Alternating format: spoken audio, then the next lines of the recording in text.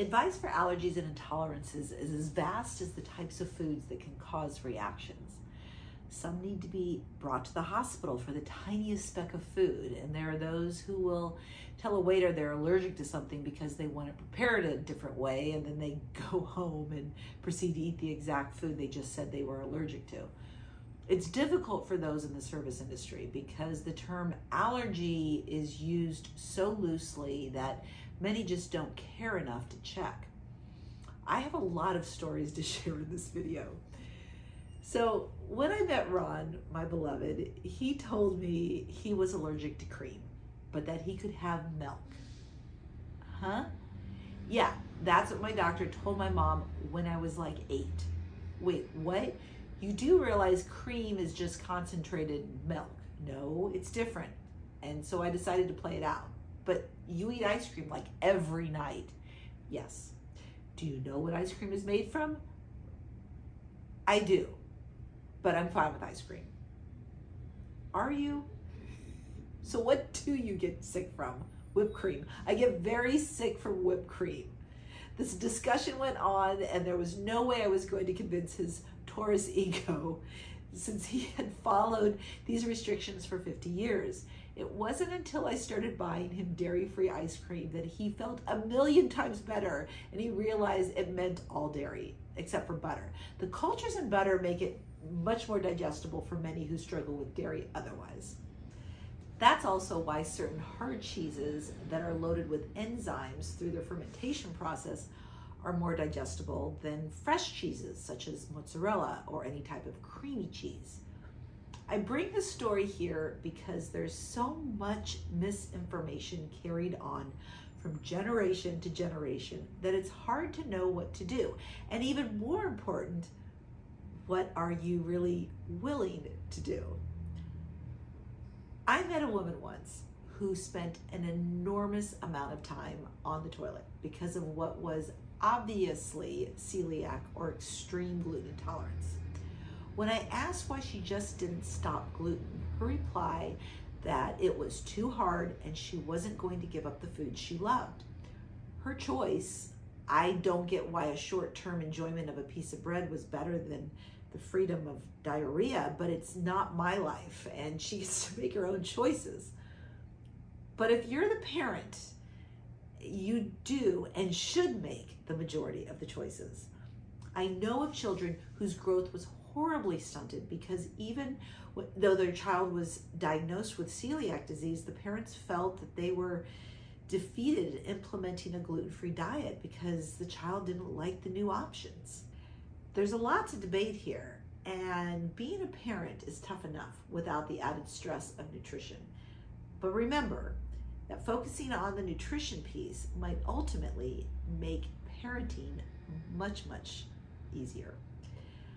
I'm not going to sugarcoat the ease of transitioning into a strict allergy diet when you are already dealing with picky eating issues, but I want you to know that it may not be as difficult as you might think. Okay, another story. So in my life, I am a full-time caregiver for my son. I run a nonprofit, and I have worked for close to a year getting this class ready, writing notes, looking for platforms, talking to people who have created their own courses, and on and on and on. Could I have pushed this out faster if I wasn't also a full-time caregiver to Joey? Possibly. But with unlimited hours to do a project, would I have worked faster? I work at a communal women's office space for women who have their own businesses but don't really want to work from home. This makes sense for me, not because my home is not quiet, but because I live a half an hour away from Joey's day program that he goes to for a few short hours in the morning.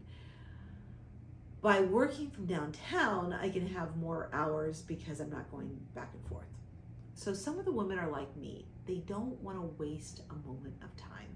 They sit down, they don't look up until their alarm might go off. And usually if it goes off, it's because they're having to pick up a child from school or such.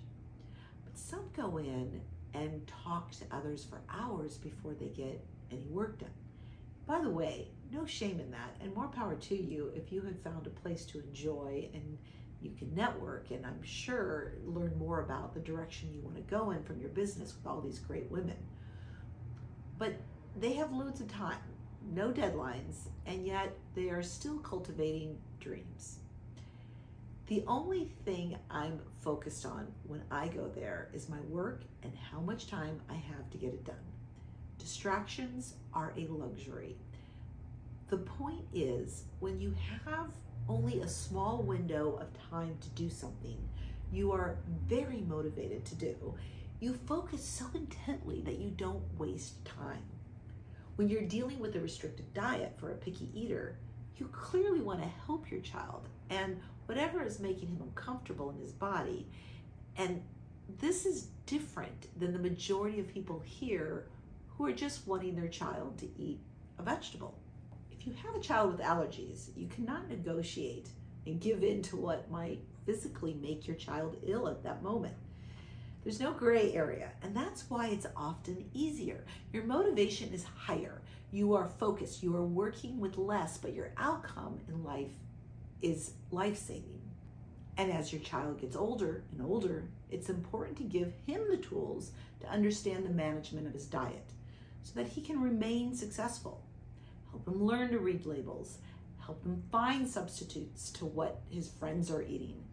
Help him find restaurants who have choices that are safe. Help him handle peer pressure and embarrassment of being singled out. If the child is young and or cannot speak, such as for some autistic individuals, every adult who spends time with your child needs a cheat sheet that they can follow. I always have one ready to go for all my new caregivers so that they had a reference. By the way, we offer a free fill-in-the-blank PDF for free at autismodyssey.org. In the school system, the information needs to be on the IEP for those kids with disabilities, or simply a strong conversation with a teacher, depending on the life-threatening capacity of the allergy. Obviously, for life-threatening allergies, the principal needs to be involved as well. All three of my kids followed special diets, but my daughters didn't react severely, so there was a lot of leeway. However, I didn't want my girls to feel left out, so I would make batches of frosted cupcakes because this is before you could actually purchase gluten-free cupcakes in a store. And I would freeze them and send them one in their lunch if there was going to be a party. Or if the teacher is willing, I would ask if they could be stored at the school in case a birthday came up. It's hard for the schools and caregivers.